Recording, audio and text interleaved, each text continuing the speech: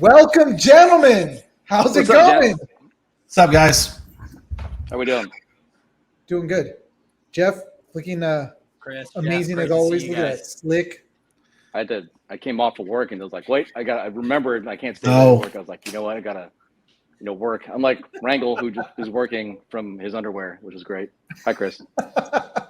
I'm sorry, buddy. Some of us got a tougher job than others. Oh, I'm sorry. It's not like I just didn't see like 2 days ago either. So this is great. Are you still wearing the same thing? Are you wearing the same No, thing? I changed. I just left this house Saturday. I literally go from one like tank tech to another. It's like rotate through my wardrobe. Must be nice. That's like the best. I honestly wish I could just be like sitting here with no underwear on. Actually, I am sitting here with no underwear on. I wear my silkies and my tank tops. It's pretty much my normal attire. Who says I'm not wearing, I'm like, you guys, That's true. I'm like a mullet That's right now. true. I'm like business up here, like business on top, and then you know what's going on the bottom. It's good. just shirt balling. Shirt balling. And Dave brings up a good point there, Jeff. Do your socks match your tie? You tell me.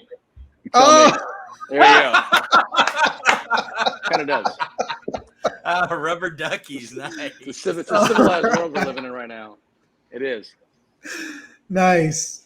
Well, guys, it's actually really good to have you guys back on again. You guys were on earlier on in our, I guess you could say, like, Earlier on in our behind the mat.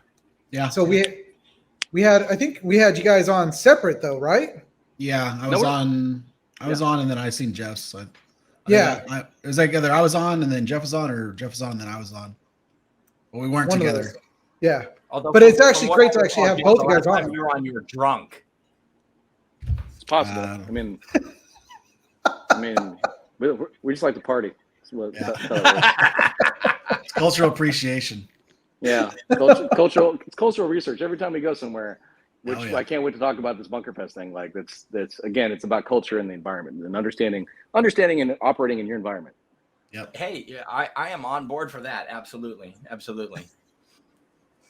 Well, we definitely want to hear about, before we get to Bunker, because we're Bunker Fest, we're actually going to put that into our tourney talk. So let's first start off with Veteran Militia and Undr Industries. So that's what we want to hear about to start off. It was like 2016, and it was Travis, her, and myself, just hanging out like we always would. And Travis is like, he was getting out of the military. At that point, I'd already been retired for a couple of years. And we were sitting around, and this is when like the Ice Bucket Challenge was going around, and like 22 push-ups and all that kind of stuff was going on Facebook. And he brought up a really good point. Is like, guys get out and they lose a sense of purpose, and they lose that camaraderie. They lose a lot of the core functions that we have in the military. And we wanted to use what we had, in our scope to be able to get guys together, give them something tangible to be able to reconnect, and on a small level that we can obtain.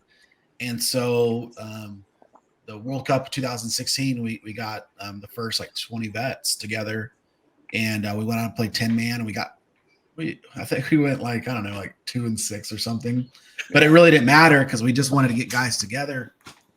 And then from there, we just grew. And 2017 we had a couple more events at NXL, and then we hit 2018 and we went on a hot streak. And then since 2018, I think we've had 21 or 20 something tournaments, and we've podiumed like 14 times. Yeah, like the percentage rate of us actually. I mean, you guys are hard work. Amazing right now. And it's always funny because like none of the rosters have been the same. You'll have like core guys will be in there, but almost every single line is different. And granted, it's 5-man. We do mix in X-ball, which is tougher because none of us are together. And so it's always that thing. We're playing 5-man where to win a tournament you have to play perfect every single point because you don't get another opportunity. But being able to do that with different veterans every single time has been pretty awesome to happen. And even bigger picture. Go ahead. Chris and I we live what 2.5 hours away from each other, and there's barely a time where Chris and I get to play together or practice together. I see Chris more at events and things that we're actually operating in, as opposed to, hey, Chris, what are you going to grab gin? That actually never happens. We probably need to be better about that, to be totally honest. But it's literally a work thing. Like, paintball for us has become, a work set mentality, because again, playing 5-man and winning as many times as we have, you have to be on. There's no warm up into things. Chris, we set out assignments for all the players on each roster. Say, hey, we want you to focus on these areas, and then have your shit together by the time the buzzer goes. And if you're sucking, you're sitting. But that's like, it's the big boy mentality, and we've heard some feelings, and guys will come in and we'll give them an opportunity, and they kind of shit the bed and they don't get another call back, and it's not that they can't play with Veteran Militia, but just on that one team, its sole purpose is to go and win. And that obviously people gravitate to winning, and that's what they want to be a part of. But on the larger scope, I think it was 2019 before COVID, we had 20 plus teams, veteran teams at World Cup. And we had, we had Canadian veterans, we had French Foreign Legion veterans. So it wasn't just us, in that message of just getting together and having that camaraderie is the biggest premise of what we're doing, what we're trying to. And what it does is it builds, we're not talking about building net worth, but we're talking about building networks. Again, we've never had the scope and the ability, especially as paintball, as just a vehicle. That's the vehicle and the train that kind of gets us there. But it's just a catalyst. In actuality, like, we've now reached out to veterans that need help in, from literally coast to coast and like overseas. Chris and I have fielded messages from guys that are overseas that are just, they want suggestions or help about something, right? We've had chats or people saying, hey, I need a job right now. Well, where are you at? I'm in Indiana. Hey guys, who's in Indiana that has a job right now? And people get on the net and like, hey, by the way. And most of the time, like the Facebook page is like memes and like the normal military banner. But if someone has an issue, then almost immediately the bullshit stops and everybody goes and insulates that person. And that's like the biggest thing that we've been able to establish. And like we've said plenty of times, like, none of us are professionals. Like my most professional thing was being a grunt. So I can't tell you, to talk you down off, issues, but I can talk you through of like, hey, I've been through similar situations, and in that respect is to help you. But at the same time, be like, hey, you need to call 988, which is the suicide hotline for mental health awareness. Like, you need to reach out to, if someone is becoming, isolated, you need to reach out to family members. You need to reach out to the police. You need to reach out to the counselors and get them professional help, because that's what happens is a lot of these guys, they feel so isolated. And like right now, like I'm going through shit with the VA, and it's so daunting because like you're just in this proverbial loop. Like, I've been trying to get an appointment for my goddamn eyes for like 5 months, and like guys just get to the point where they just give up. And then you like, you see the stories and you hear it, and like, some of these guys at the VA, like, they're great people, but they don't give a shit. And so, guys are like, they need help and they don't have anywhere to turn. And that's what we're trying to, on our level of the ground roots, is like, give these guys, hey, like, we're here, and like, let us have an opportunity to help you before you make that final choice. And I know for a fact we've had, several veterans stop in their tracks and not go forward. But at the same time, we've had a few veterans in the group who have taken their own lives. So, and it's tough, and there's, I know I went through a little, I deal with the depression daily, but I've gone through some really dark spots, and, reaching out to Travis, and Travis has reached out to me when we got real dark, and this knowing that you had something there to lean onto is one of the biggest things to pull yourself back from that edge. And there's that blind faith thing as well too. Everyone being part of the organization. Let's go back to I think it was 2020 when we had the guys from Texas. I had a squad that I was coaching, preparing for the Las Vegas event, and one of my players came back from Vegas, coming back to Texas, and he got in a critical vehicle accident, like middle of the night somewhere in Arizona, totaled his truck. And I'm like, shit, like, how do we get him help? And I literally just put in the VM chat or the VM Facebook page, hey, who's in this location, and like 7 guys were ready to get in their trucks or get in their cars and go like rescue and like help my buddy, like my buddy, one of my players, just in the middle of the night. There were so many guys like, yeah, man, I'm in that area. Send me a grid. I'm out. I got it. And we've just- definitely had finally guys do the same. Like, Yeah. hey, this guy's in And- trouble, and like we've had guys go to people's houses and be like, hey, I'm here, dude. Like, let's sit down and talk. Yep. And that's something that's like that's the whole premise of Veteran Militia. Like paintball aside, and like us, you know, fucking with each other all the time in the group. Like that's a side note of what gives us an opportunity. Like, paintball is just an easy catalyst because it's everywhere. Any person, regardless of disability, can come play. You know, and guys will show up like, hey, I don't have any gear. Well, here, dude, take my stuff, go. Come back, and they got a smile on their face, and now they're more open to talk. And then, like what Jeff was saying, is when they leave, that network is now, hey, this guy lives close to me, and it's like it was back in the barracks. Like, hey, what are you doing? Nothing. Cool. We're going. Well, I don't want to go. Get your fucking ass up and let's go. And so Right. now you a have little bit that of on tough the love. Well, not Yeah. tough love. It's just like Well, you sit in the barracks and you fester, and the guys are at their house and they fester. They don't have that camaraderie piece, and so being able to do that on the civilian side now is like, okay, now I have friends who are like-minded. They've gone through those hardships. They understand what I might be dealing with, and now I'm more receptive to talk to these individuals and it comes seek down help. It comes down to statistics. 1% of the entire United States population serves in the military. So when you're no longer in that the macrocosm and microcosm of that as a veteran, you're like, well, now I'm like that 1% that's obviously weirder than everyone else. You talk a certain way. Chris and I were in Louisiana, I know where this is going. and we both had just we got some killer fried chicken, and we we're walking down the street. we were definitely on some heavy cultural appreciation of Yeah. downtown. So we were hydrated very well. Oh yeah. We're walking down the street, and all of a sudden, like, I kind of trip over, Chris kind of trips, and then we hear this voice behind us and says, tell me that you're veterans without telling me you're a veteran. And we both turn around, and it's this other gal, and she's a veteran. And we're like, well, how, Chris, explain how she said that when you asked her the question. I was like, well, how do you know? She's like, well, look at his dumbass haircut. And she's like, let me guess, you're a Marine. I was like, well, you got me there. And she goes, and she's like, this is by the way you guys walk. And then she ended up, so she was a veteran. She was an Army veteran, and she owned a bar. She goes, come on in. And she let us into her bar, and we were there all night, just hanging out, having some really good stories. Another veteran walked in. He was a Vietnam era veteran. We talked to him. There was another gal that was there that was thinking about joining the service. We had conversations with her and gave her some resources and knowledge into before she steps into what she was going to step into. So it was a fantastic night, just because I have a boot ass haircut and Rangel walks like, you know, the fucking silverback gorilla.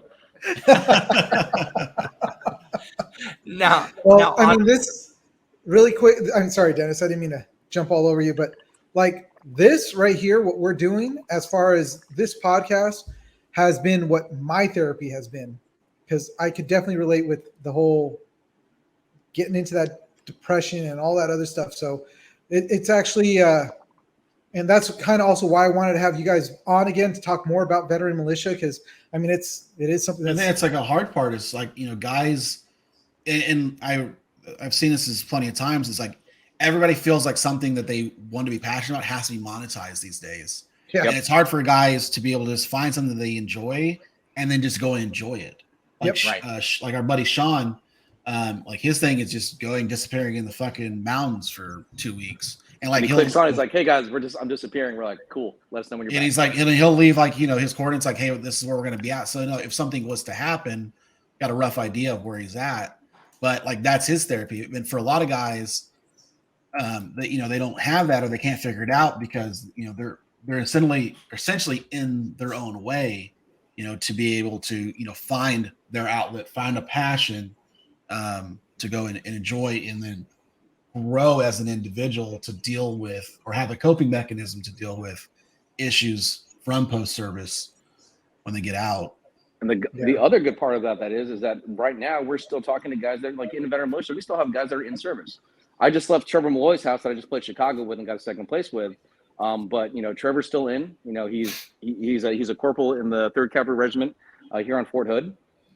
But there are grooming things where he'll ask me, "Hey Jeff, what do you do in these type of situations?" Like, and with my 20 plus years of military experience, I'm grooming him. I'm still telling him, "Hey, you need suggestions on your career path and glide path and how to be successful."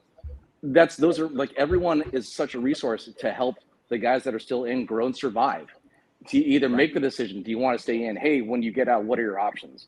Like that's like the growth potential for the knowledge base that we have in Veteran Militia is it's astounding. It's awesome. That is really And awesome. and to that point, I don't know, Jeff or Chris, either of you, could answer this. So you talked a little bit about the networking aspect of Veteran Militia. I would love to know more about like your guys' interactions with the different charitable organizations that help to provide some of the services for veterans that maybe they can't get through the VA. We have a couple guys that are my buddy Andy Jameson. He's an Army veteran. He is a licensed psychologist in Arizona. There are other guys that have worked in the mental health medical field. There are some guys that work in the VA, and there are so many people that are like Chris. Chris and I, but when we were both in, we both worked with the Fisher House. We both did charity runs for the Fisher House. We have so many good guys with great hearts and gals with great hearts and minds that do work with charitable organizations. When someone says, "Hey," there's been a couple of times where we say, "Hey, we've got this money," or "I want to give and donate," and a lot of people just based on their personal interactions with donating have said, "Hey, these are some really good organizations," and it just turns out to be a win. And where could some, like myself, I never served. My grandfather retired as I believe he was a rear admiral in the Navy, if I remember correctly. Nice. My uncle served in the Navy during Vietnam as well. But where could somebody like myself as a civilian, what are some organizations that, we so can like if provide? you don't know any, like for charity purposes, if you don't know what any of the charities are, go to charitynavigator.org, I believe. Okay. And in there, it gives you a good transparency of like where your money goes. So like when people are like, I want to, donate to Wounded Warriors, which is a fucking legal scam in my opinion. Don't find a better one. And like Charity Navigator shows you the transparency of how much of your actual money goes. So like the Gary Gary Sense Foundation, you'll see like, okay, 94, like if for every dollar I donate, 94 cents goes to X, Y, and Z. 6 cents goes to administrational. And you can see stuff like that. And so like, okay, I've done plenty to Gary's charity, Fisher House.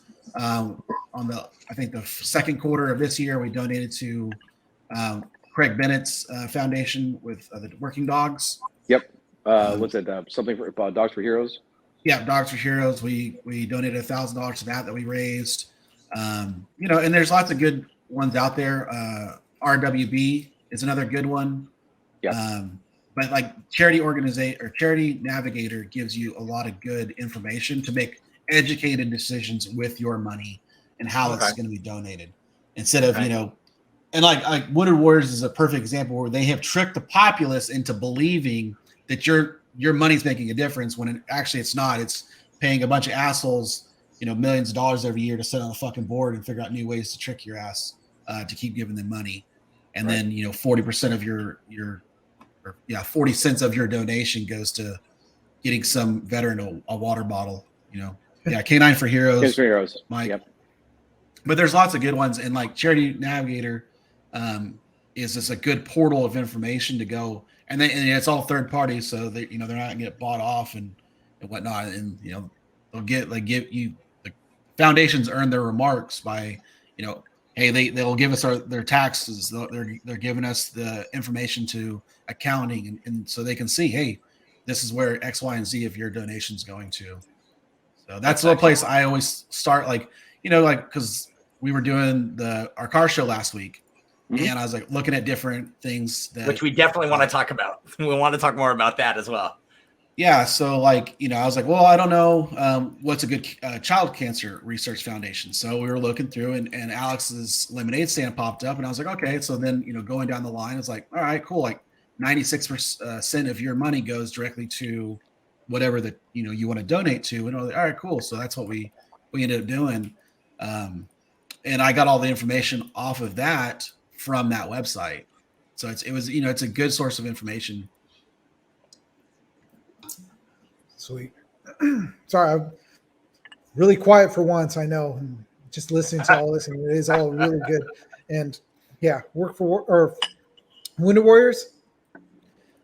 No, Yeah, not a thing. Not a thing. That's a money wash. In my personal opinion. I was working with them for a little bit when I first started working through charities. I did my own research on it, and I found out that it was just a wash. It wasn't worth it, so I pulled out of it. I mean, they've really tricked the public into believing that you're making a difference when the reality is that you're not. You're just paying a bunch of fucking executives millions of dollars and using veterans as the linchpin. Yep. Such garbage. But we do want to talk about Undr and actually move into your event that you had last weekend as far as your car show, which actually looked like it turned out really good. It actually went really well. So like every year, like my goal is to donate around like $10,000 to $20,000, regardless of the back end. Like I want to be able to use Undr as a constant gateway to do more than just make money. And so it's very important. Like I grew up with nothing. Like I grew up poor as shit. Like we lived in a car, we bounced around. And so I get, not having things. And so like when I was in Bangor, like we did Toys for Tots every single year, got out and up until Toys R Us closed, we'd go in there and buy $5,000 to $7,000 worth of toys and then go drop those off, every year. One year we did Fisher House. We raised like $13,000 for them. So it's like always trying to use my platform for the betterment of, everybody else and doing what I can while I have an opportunity to do it. And so, we did the cancer charity for Alex's Lemonade Stand. And, it's one of those things like, is anybody going to show up? I don't fucking know, man. Like, that weekend there was 14, from my understanding, there was 14 other car shows around the DFW Metro. And we got about 40, we got like 40 cars. And it's really crazy because like last year, this time it was raining. It was like super terrible weather. And then this year it was like 90, I think it was like 95. So we got lucky in the weather aspect. And then at the same time, we got lucky that people actually showed up. And it's real funny too. Like when Chris asked me to do this event for him, like to help run social media for him, I'm like, and when Chris says we're going to do an event, and Chris, this is a tribute to you and Jen and you guys as a family system and what your mentality is that Chris says, hey, we're going to do something. I usually go, what are we doing? When are we doing it? And who are we helping? If you ask those three questions, there's always an answer for those things. In this case, for me, it was really funny because I know nothing about cars at all. I'm like, all right, cool. Like there's going to be some cool looking shit there and I got to talk to people. And that's what it was. Again, it was more of a networking base. What was the mission was we're going to help people by running a social event with good intent. And the good intent was really drove that event. There were veterans there. There are other people that I met that they were just like, oh yeah, I'm just like some rich dude that went to a car wash and put my car here and he gets a trophy, but we got to meet those people and we got their contacts and they want to do more. They want to know more and do more and learn more with us and let's learn from them too. It was fantastic. That's great. I mean, look at that. Those are actually pretty cool. Those are trophies. Yeah. What are they? Yeah, they're acrylic trophies that we had made up. So the first place would get one, and then the best overall would get one. So I entered my own car because I didn't expect anybody to show up, so I at least had one. But it's good because I lost to another car in my same class, so it felt good because I think we had 37 participants show up. Yeah, and, that's fantastic. Yeah, we raised $890, so I just kind of topped it off to 1,000. Nice. And then we donated that, and it's again, trying to. I don't ever look back and be like, I should have, I could have, I would have. Yeah. And knowing that regardless of when Undr dies or I'm done with all this shit and I walk away, that I made meaningful impacts along the way, and that hopefully somebody else is like, well, Chris didn't know shit about this. I've never run a car show before. We ran Bunker Fest, and on the logistical scale, this was turn on a light switch and it was done. But hopefully, you know, someone along the lines like, well, I want to do something more, and has the courage and the fortitude to stand up and be like, hey, regardless of like if we fail or not, I'm going to go try. And then in that respect is they want to be more, they want to do more, and they want to help people out. And not just be solely focused on their well-being and end state, if you will. Mm-hmm. Well, that's actually, it was pretty awesome to see that. And man, I kind of wish I could have gone, because that would have been cool to see all those cars. And wait, what is it? Chris? It's a truck show. So it was a car and truck show. I didn't advertise the truck part, which I like. When we do it again, you know, George is like, he wants to like roll up a semi. He's like, I'm gonna roll up my semi truck and show you my movie. That's George Dosselin. He's like, I guess George. He's a Marine veteran, or once a Marine, whatever it is. But George has been in the paintball community for a while in the Veteran Militia too. So I mean, again, if anyone needs a truck driver to hire or carry something, again, it's those small network things, right? What are people's skills? What do they have at the table? What can they provide when people need it? Again, going back to networking. Yeah, right. It is a lot of networking that goes on within the military, and then once you get out, it still continues, and it's pretty awesome. I've got a bunch of people that I know that can do shirts and all this other stuff if Behind the Mask ever needs that. But it's like, it's pretty sweet. Yeah. All right. So I think we should move into our tourney talk, because we definitely got to start talking about Bunker Fest. We're about to break some hearts and minds. Let's do it. Come on. Let's go, boys. But we're going to take a quick break. And Chris, you're going to love this. I haven't been able to actually put in what you sent me, but we're going to run what I made so far. And then I'll fix it up and send that over to you. But I definitely want to. Yeah, for sure. Like, I seen those graphics. I was like, that's like stuff that we made like 2008. Like, where did you find this? I just dug around and I was like, this looks cool. I'm going to put this in there and put that in there. But hey, I'll go with the new stuff and we'll fix this thing up. But I definitely want to throw this on. So really quick, we're going to take a quick break, and then we'll come back and do our tourney talk. So we'll be right back.